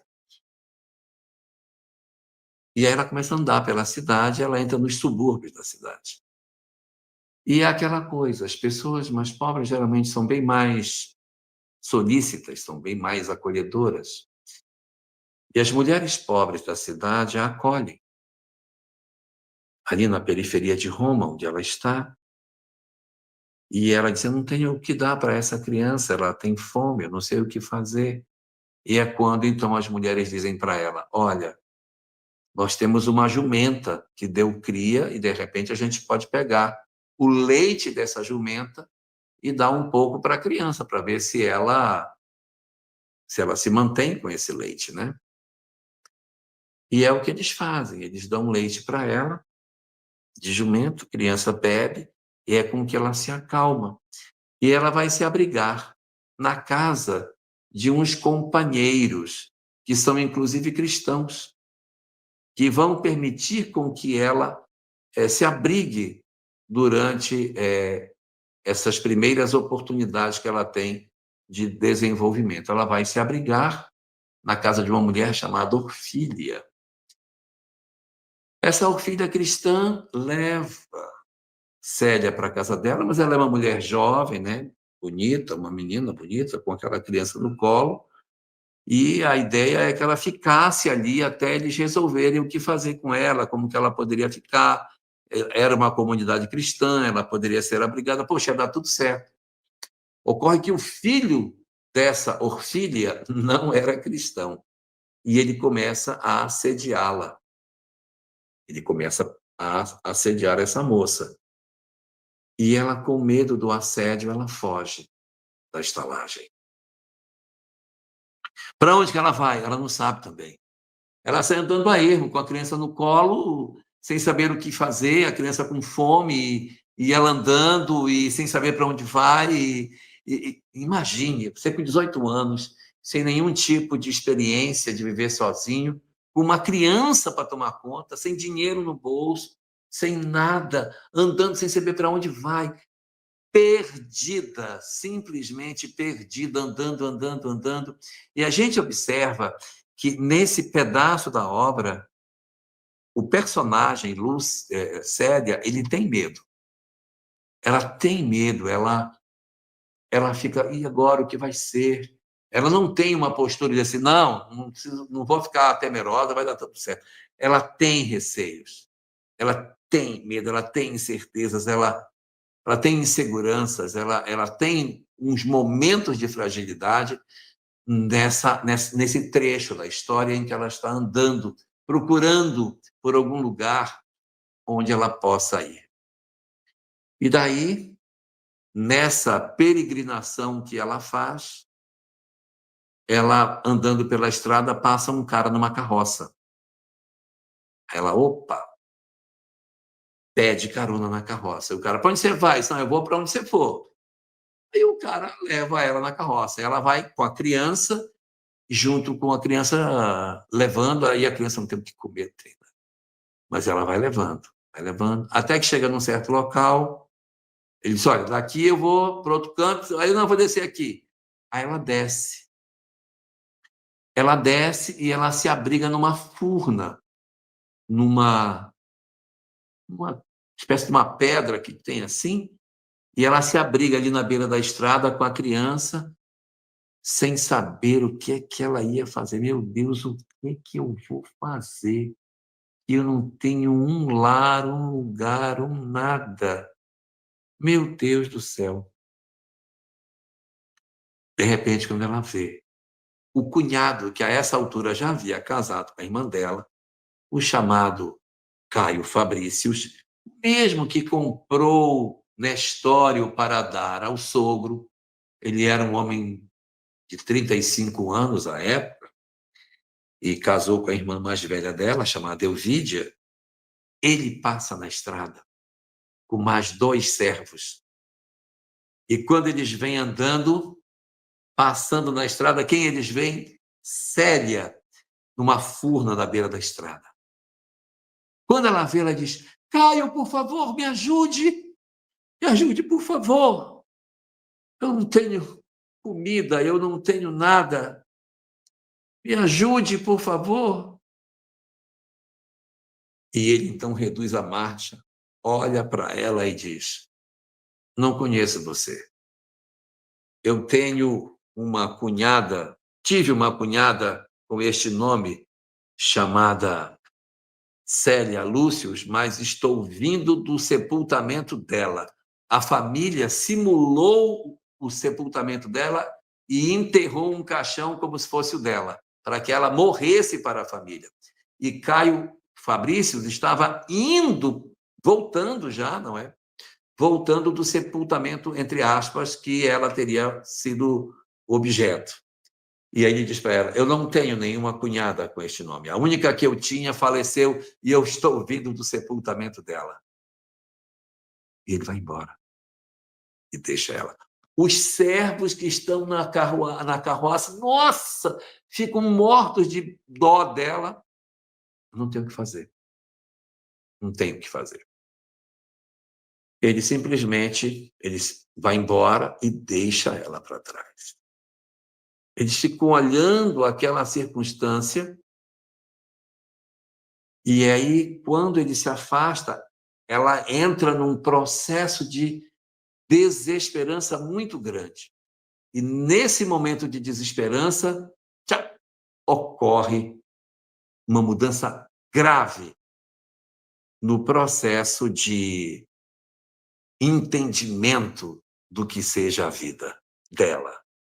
Ela que estava muito fragilizada, muito doída por tudo que ela havia passado nessa história toda, ela vai descobrir que, diferentemente do que ela imaginava, ela não estava sozinha. O seu avô estava com ela. E vai haver uma mudança na personalidade dela aqui, sabe? ela vai mudar. Que quando ela tem a possibilidade de compreender que o avô está com ela, aquele medo, aquele receio, aquela coisa desaparece dela. Ela ganha uma força, uma coragem, uma capacidade de reagir a tudo isso muito grande. E a gente observa que ela deixa de ser a menina frágil, temerária do que vai acontecer, e ganha muita coragem. E diz, não, eu vou, na verdade, agora, meu avô, que o avô diz para ela, eu estou contigo, você não tema, eu vou te acompanhar. A criança já tinha até desencarnado quando o avô aparece para ela. Ele diz, essa criança que estava com você era o Ciro que havia voltado, o seu companheiro. Ele voltou para passar um pouco de tempo com você.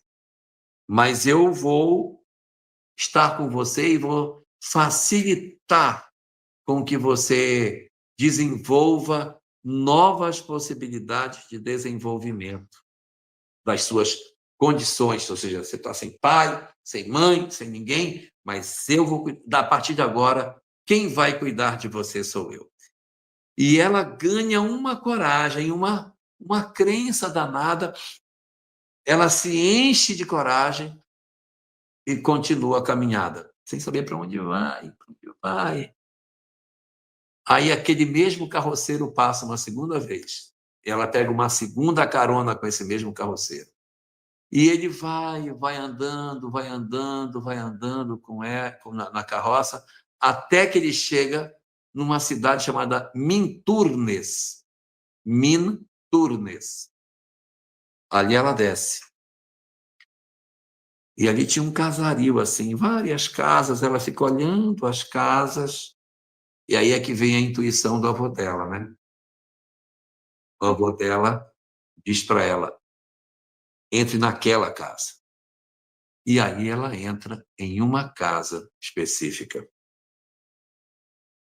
Quando ela entra nesta casa, lá morava um romano chamado Lécio Munácio, que a acolhe e a coloca por dentro, e eles iniciam uma conversa muito interessante. Ele havia perdido a filha há pouco tempo, e tinha uma filha chamada Lécia, que havia desencarnado. A menina chega e, de certa maneira, ocupa o espaço psicológico da filha que havia desencarnado.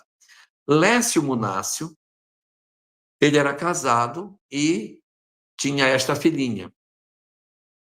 Num dado momento da história, a esposa dele se envolve com outro homem. E quando ela se envolve com esse outro homem, ele, Lécio Munácio, descobre que a mulher o havia traído.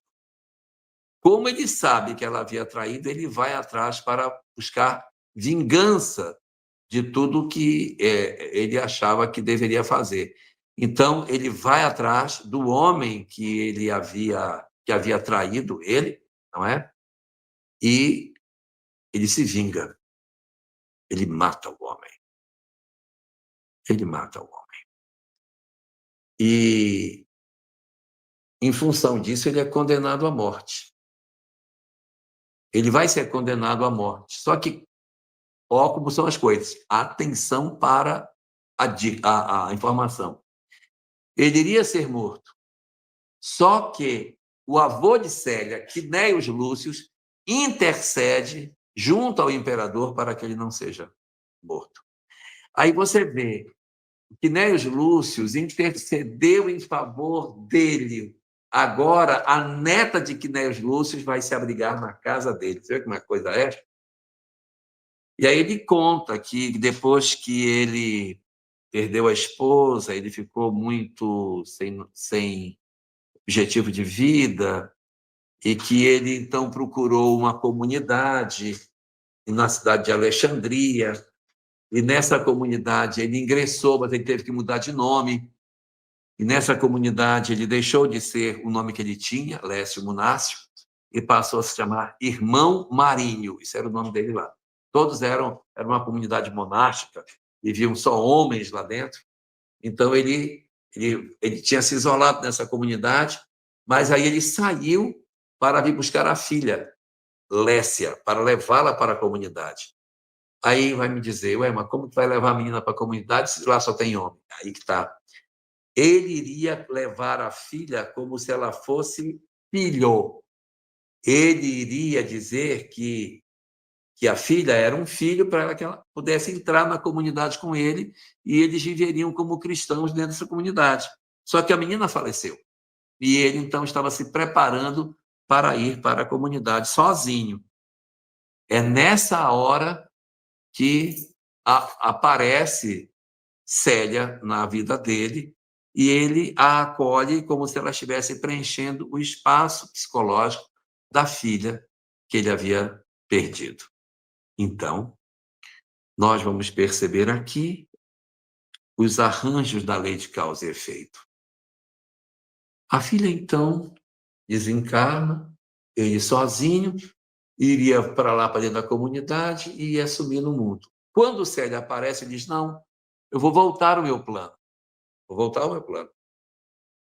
Eu vou levar você comigo, você vai ser meu filho e nós vamos entrar juntos na comunidade. Nós vamos nos preparar, eu vou colocar, você vai usar só roupa de homem para que os vizinhos vejam que você é homem. E quando eu for embora para Alexandria, você vai comigo e vai ficar com o meu filho. Quando eu morrer, você fica lá na comunidade, está protegido. É uma maneira de proteger você do mundo aqui fora. Essa foi a ideia. Tudo ficou preparado dessa forma. Ocorre que ele começou a adoecer muito rápido. E aí, ele vai desencarnar. E quando ele desencarna, percebe que ele vai morrer, ele pega e diz para Célia o seguinte, agora você vai ser o meu filho, você vai herdar tudo de mim. Então, ele transfere todos os bens dele para ela, faz uma carta de apresentação desse filho na comunidade de Alexandria e ela entraria na comunidade no nome dele. Ele era irmão Marinho e ela seria irmão Marinho novo, porque era o filho do irmão Marinho. As coisas se organizam desta forma. Ela se despede dele com muita dor, porque ele foi uma pessoa incrível na vida dela. Ele vai desencarnar. E Célia, então, abandona a personalidade de Célia. Célia vai morrer. Célia já havia morrido lá em Roma quando os pais sepultaram. Agora ela vai morrer como Célia e vai ser o filho de Lécio Munácio e vai se apresentar nesse monastério de Alexandria para tentar ingressar como um dos integrantes, como homem, para ver se vai dar certo. E aí é a grande questão que a gente tem para a próxima semana, para a nossa próxima live. O que vai acontecer quando Célia, não mais Célia, mas o irmão Marinho, bater na porta para tentar entrar nessa comunidade? Se ela vai conseguir entrar, se não vai conseguir entrar, e o que aguarda por ela nessa comunidade nova aonde ela vai fazer parte. Bom, se nós tivermos dúvidas, está na hora.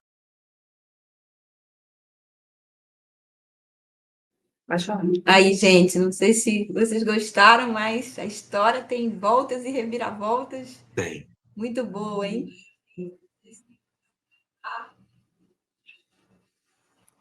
A gente tem a continuação, a segunda parte, no dia 30 de agosto, 30/8. Não é o próximo sábado, é o outro. Não é. É o outro. Dá uma pulada, então dá tempo das pessoas adiantarem o livro, quem ainda está lendo. Mas é uma história que realmente a gente fica aqui, estava eu e Carmen aqui o tempo todo. Conversando sobre isso.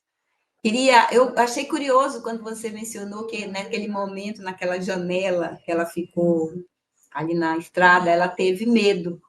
Então, isso quer dizer Sim. que, apesar da toda a evolução espiritual que ela tinha, quer dizer, apesar do medo, eu acho que é o medo, o fato de ter medo ainda engrandece mais o caráter, né, dela, da superação que ela vai ter adiante, porque apesar do medo, apesar de tudo, essa é a resiliência do espírito humano mesmo.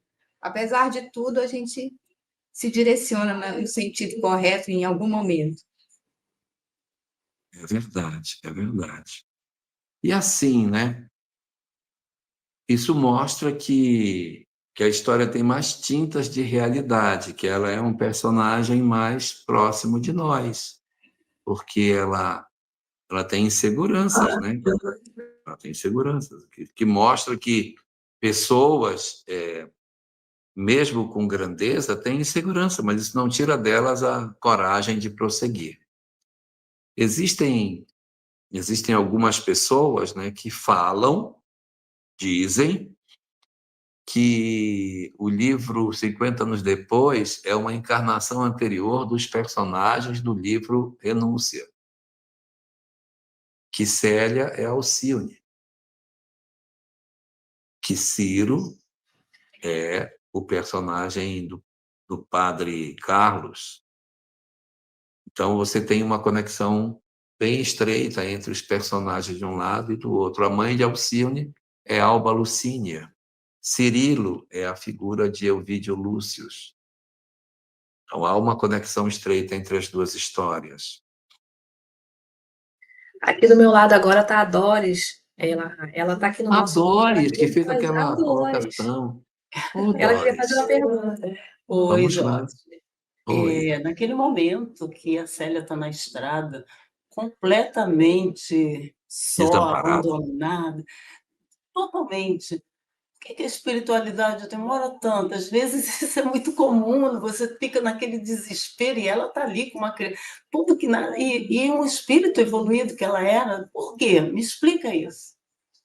Na verdade, a gente não pode ser guiado pelos espíritos o tempo todo. Nós precisamos ter os nossos momentos para revelar a nossa personalidade. Porque se nós o tempo todo estivermos apoiados pelos espíritos, calçado, eu nunca sei quem sou eu, né? Então eu preciso de um momento de, entre aspas, solidão espiritual para que a gente possa fazer uma aferição mais efetiva do que nós realmente somos capazes de fazer. Então, você vê que depois do momento em que o avô fala com ela na estrada, ela muda completamente. A partir daí, que coragem que essa garota passa a ter, sabe? Que coragem que ela passa a ter. Mas esse é um negócio, é como se fosse uma sondagem das nossas condições espirituais. É uma sondagem, porque ela fica, não é muito tempo, né? Ela é da saída da casa dos pais, são poucos dias em que ela vai ter essa experiência aí de ficar sozinha, aí depois o avô se manifesta para ela. Mas a gente não pode querer que os benfeitores nos acompanhem a cada passo da jornada. Nós teremos alguns momentos de testemunho sozinhos. Obrigada, Jó. Obrigada mesmo. Ok, É porque a gente realmente, quando está sofrendo, a gente a quer, gente né? não quer, né? A gente não quer, né? Compreensível. É verdade. Obrigada, tá? Nada. Então, gente, eu queria agradecer. A gente está quase encerrando o nosso horário de transmissão. A Carmen está voltando para cá. Ela quer fazer uma pergunta também. Lembrando novamente que a gente vai dar sequência a esses estudos no dia 30. O que aconteceu? Dia 30 de agosto. Isso. Está aí na tela. Eu queria só perguntar em relação à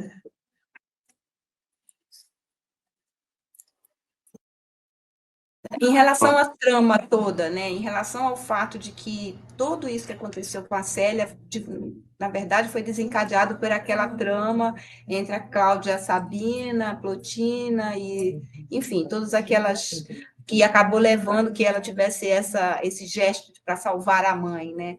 Sim. Então, tudo que acontecer com ela também, de certa forma, está conectado no peso ali dessas pessoas que que fizeram com que isso acontecesse, né? Quer dizer, Sim, inclusive o claro. próprio pai dela que acabou expulsando, né? Apesar de ele não ter matado, tudo bem, foi pior. Seria pior se ele tivesse matado, mas de qualquer forma ele não soube compreender a filha no momento daqueles. Era o que era normal naquele tempo também. Ele vai ter tempo de refazer, porque ele vai viver um processo de culpa muito grande. 14 anos depois, ele vai ter uma revelação terrível. Vamos lá. Tá sem som. Sem som. Agora, tá ouvindo? Agora tá o cara. Sim, a gente vai ver então na segunda parte. A gente agradece, foi maravilhoso a história colocada dessa forma, fica muito mais fácil da gente entender, né? Esse é um livro maravilhoso também. Qual livro de Emmanuel não é, né? É muito difícil a gente escolher o melhor. É verdade. Essa história é uma história que eu quando li, essa história mexeu mais comigo. E quando eu li essa obra aí, Carmen, eu estava na faculdade ainda, primeira vez que eu li.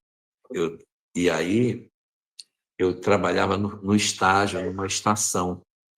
Gente, eu lia esse livro, eu chorava tanto na estação, e o guarda ficava me olhando, porque eu lia e eu soluçava lendo, sabe? Pois é, esse que é o problema dessas obras, porque eu também li essas obras do Peraí, Emmanuel. deixa eu dar uma resposta aqui para a Irani. Oi, Irani, ela disse que não entendeu quem era o bebê. O bebê era o Ciro, lembra o namorado de Célia, que desencarnou na arena, flechado, junto com seu pai Nestório? Pois é, ele reencarnou através daquela circunstância para ser o bebezinho que ficou com ela durante aqueles poucos dias e desencarnou. Ficou pouco tempo, já desencarnou. Ele vai reencarnar de novo, tá? Na segunda parte, ele vai encarnar de novo na história. Estou dando até um spoiler, né? Mas ele vai ter uma nova oportunidade de encarnação pertinho dela. E aí ela vai ter a chance. A característica desses livros do Emmanuel é essa, né? Que eles fazem, ao mesmo tempo em que eles nos ensinam a doutrina e Jesus e tudo mais, eles, através desses grandes lances, eles tocam o nosso coração com uma emoção profunda. Por isso que a gente, né? Pessoas como eu, você, a gente chora. Eu li também muito jovem esses livros, e aí eu realmente também não conseguia segurar as lágrimas. É muito difícil. Olha, a Daniela Capra está perguntando, dizendo que ela não entendeu o que aconteceu com o bebê. O que aconteceu com o bebê? O bebê desencarnou pouco tempo depois, ela não tinha como cuidar daquela criança. Então, ele encarna, ela tenta cuidar dele, mas ele não sobrevive. Ele não vai sobreviver, tá bom? E vai encarnar de novo. Tá certo. Mais alguém tem pergunta, gente?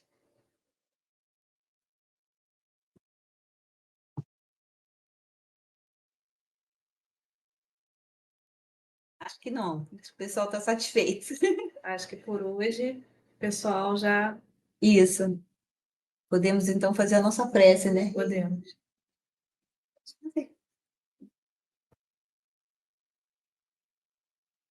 Quer fazer, Larra? Posso fazer. É porque as preces Vamos deles são tão orar? lindas. Vamos orar.